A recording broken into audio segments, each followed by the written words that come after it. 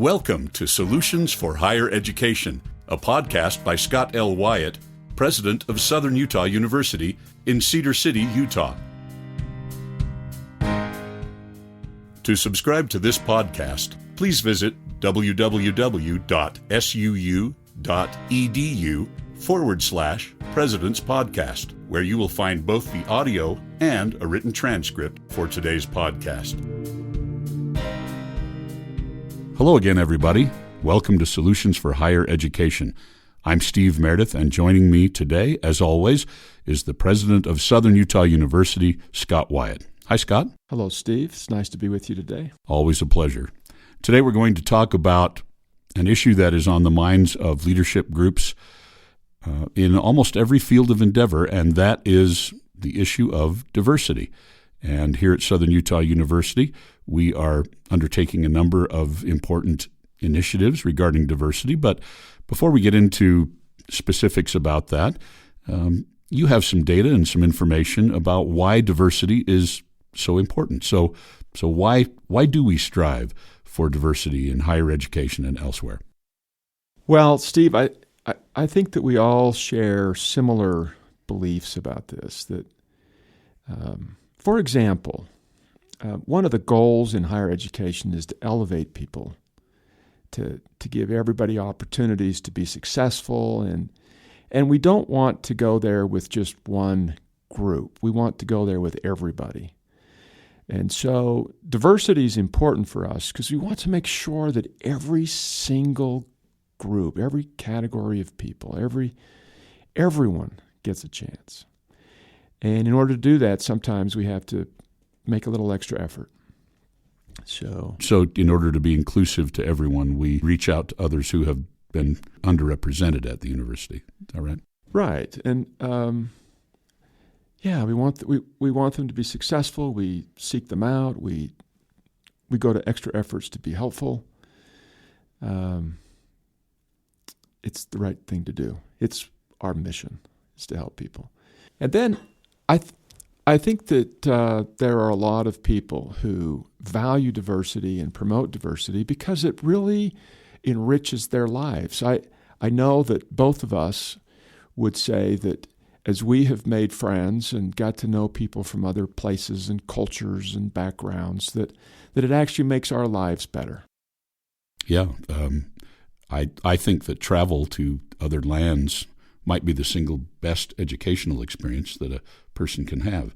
Seeing how other people live in the place that they live, I think is one of the best ways to understand how different cultures enrich the tapestry of the world. Yeah, I've spent a lot of time in Asia, China in particular, over the last several years, and I've learned so much about their culture and have come to respect and appreciate them like I never thought possible. And then, additionally to that, I've been able to make some wonderful friends who are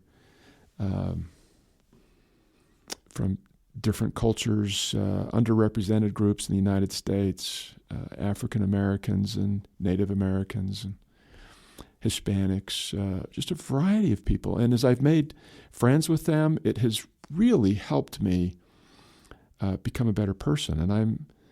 And it's really a rewarding, satisfying thing. You and I had made somewhat facetious and humorous references to the fact that at the university, one of our goals is, and it sounds a little bit like a Miss America statement, is to promote world peace. But I think there's probably no better way to promote world peace than to get to know other members of the world community and to understand them and befriend them and have them understand and befriend you.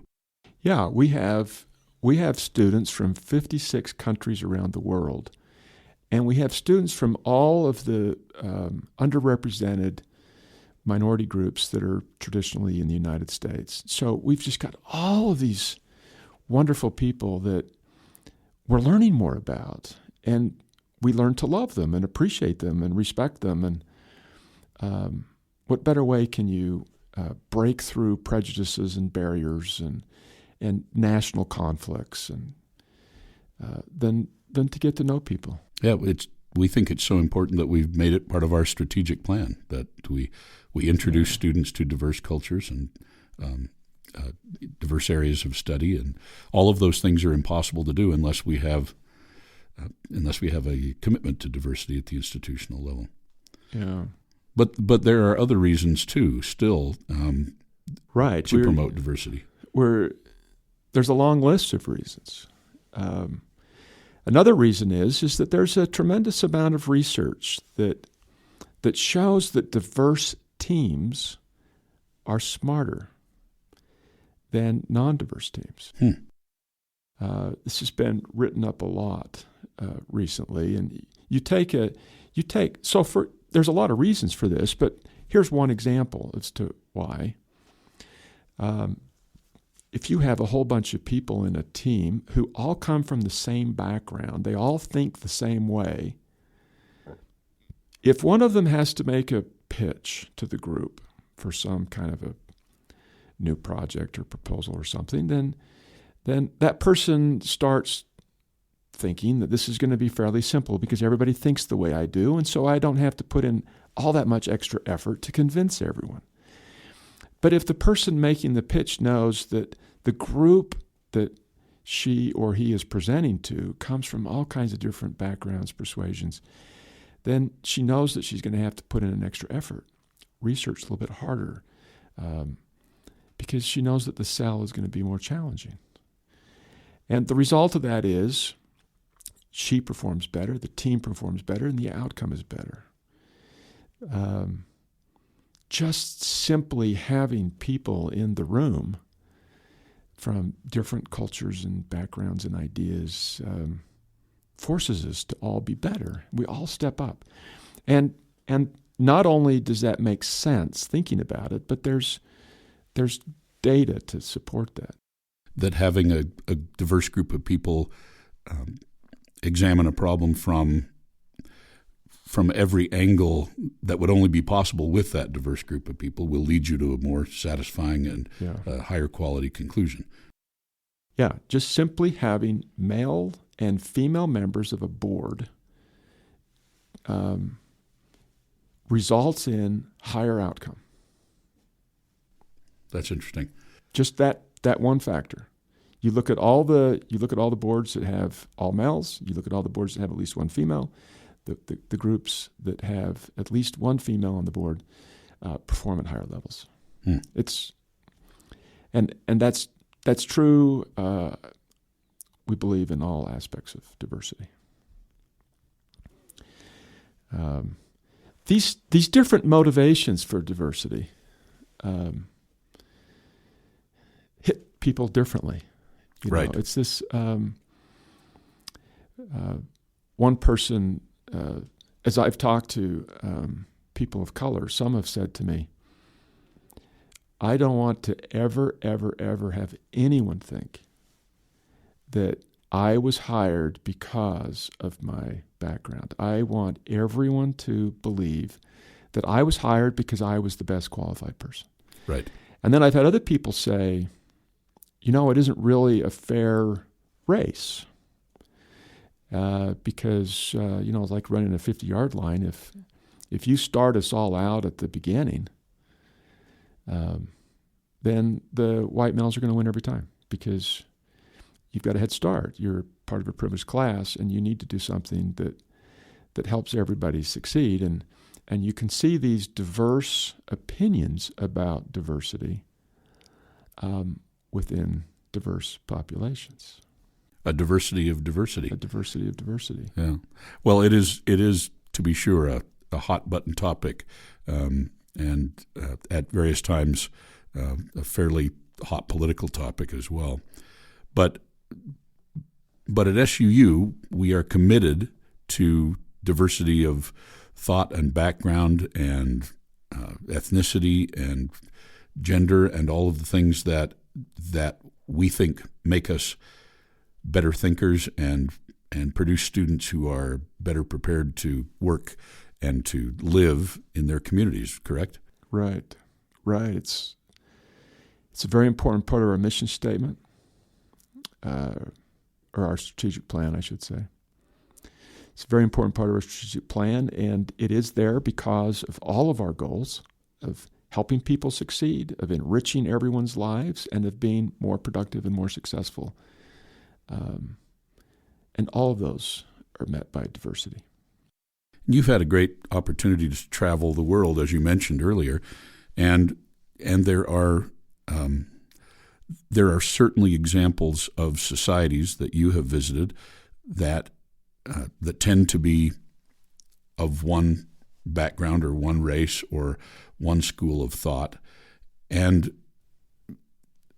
as you compare that with the American ideal of a nation of immigrants, people coming from elsewhere, and all looking at the idea of what it means to be an American, and regardless of what your background is, all sort of pulling together. How does Americanism factor into the whole idea of diversity? Because we are different than China because we're not all Chinese, and does it make sense to you that one of the very pillars, one of the foundations of what it means to be an American is, in fact, to embrace diversity? Yeah, so if you look at the countries of the world, there's a large number of countries that have almost no diversity. And our country's defined by diversity. Right. I mean, as you said, I was visiting a country a while ago and had a chance to spend some time, just as one example, some time in their College of Arts. And I noticed that in the painting classes, they were all painting the same thing. And in the dance classes, they were all doing these traditional dances, and in the music classes. But I could go into more detail, but it was interesting that when you went into the university classes, you could tell a very distinctive culture that had existed in that country for a very long time, and they were trying to perpetuate and preserve, and that was their focus. Right. And I remember thinking, we would never do that in America. Nobody would say, paint this way because somebody 200 years painted this way, or 300 or 500 or 1,000 or 1,500. And here's a copy of the painting, and copy it. Right. See if you can duplicate this perfectly. Take a master and be that master. What you get in that country is people who keep thinking the way they've always thought. And there's something beautiful about that, no doubt. Right. But in the United States, we would never say copy somebody. We would always say be creative, do your own thing, and we'll help you figure out how to be yourself and to be honest with your own person. And undoubtedly that causes more creativity. It does. There's no question in my mind that because American culture is America's top export, that what appeals to the rest of the world about American culture is largely driven by diversity. It's the people who are creating the newest, greatest inventions, phones and computers or whatever they are. Those are inevitably diverse teams of people. The people who are creating our films and television and the cultural benchmarks that we have as a nation, those are typically pretty diverse groups of people, and it's American culture that is so appealing to a lot of the places in the world that are not very diverse, because they are never exposed to that diversity of opinion, diversity of thought, diversity of background. Yeah, and Steve, sometimes when we say, what is the American culture, it is, well, it's everybody else's culture all mixed together. Right. It's hard where to you define can do what you want to do. Yep, that's exactly right. I'm in Japan or China or Korea or these places, and they say, what's American food? And I think, well, it's your food. It's your food. Exactly. That's our food. It's your food and everybody else's food. Exactly right. Yep. It makes me feel bad when people identify American food as being hot dogs. Right. Yep. And even that we got from the Germans. That's right. That's hot dogs right. and hamburgers are American, but they came to us from elsewhere. They are not American food. That's right.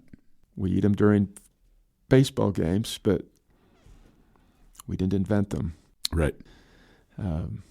This whole idea of diversity is really important, and it's important to remember that the kind of diversity that makes us better is diversity of racial and ethnic groups, gender, age, thought. It's all of these different things. That the goal is to get differences.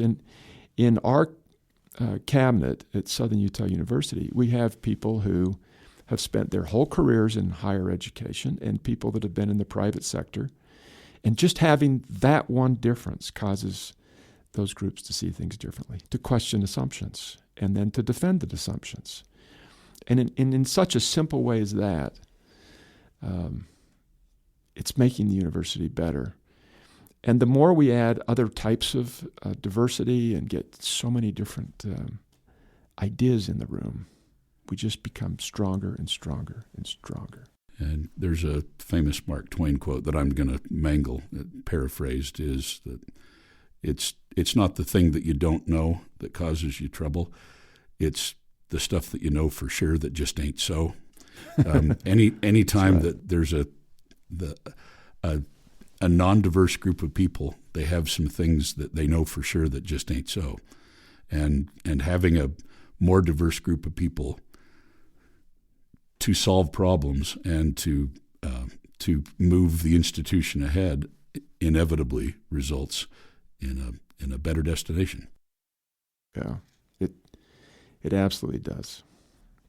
This is a wonderful thing to be about. We have, as one of the initiatives that's at Southern Utah University, is to make sure that we continually increase the outcomes for our students. And by outcomes, we mean job placements, graduation rates, those kinds of things.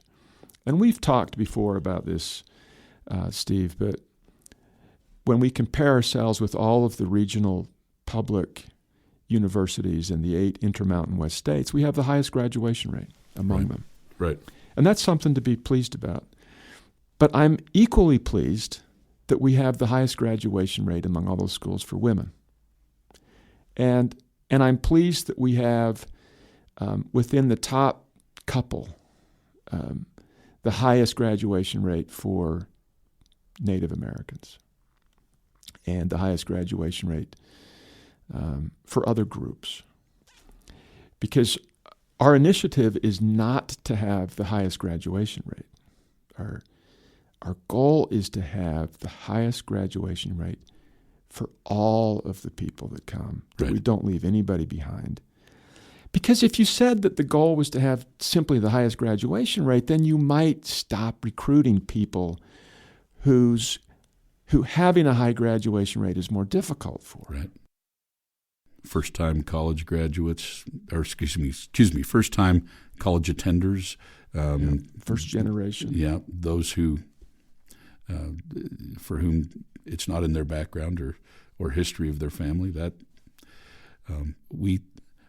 one of my very favorite stories that gets repeated year after year to me is when a student will come up to me at graduation and say, "I'm the first person in my family to get a college degree," and you can just tell their family that's surrounding them, and they are all so proud of this accomplishment. And it's been a transformative thing for their family to finally have a member of their community or of their family reach that goal.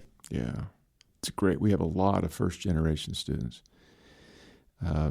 We talked about this a while ago in terms of how do you rank universities for success.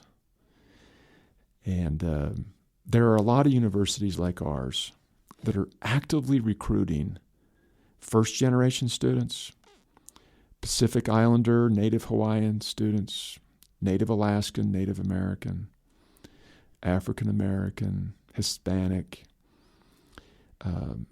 students from different countries around the world. And some of those groups really struggle to graduate, we could increase our graduation rate almost instantly if we became more exclusionary.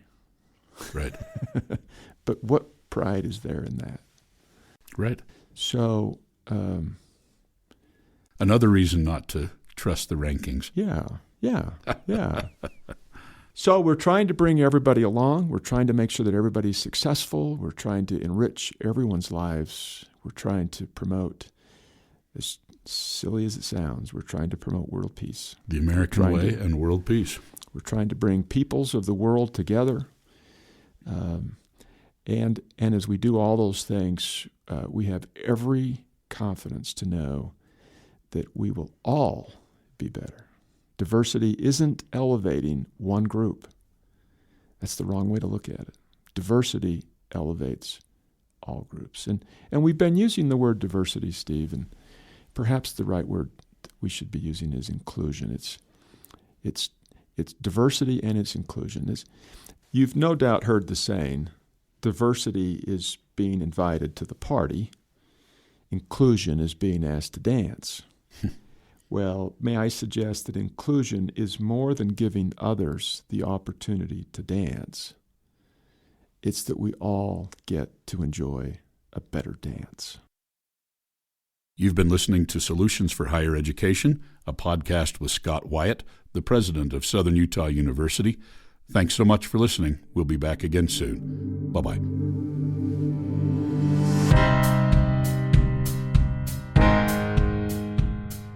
Thanks for listening to Solutions for Higher Education. To subscribe to this podcast, please visit www.suu.edu/President's Podcast, where you will find both the audio and a written transcript of today's podcast. The original music for this podcast was composed by Jack Barton, a master's degree student in music technology at SUU. For more information about Southern Utah University, please visit www.suu.edu.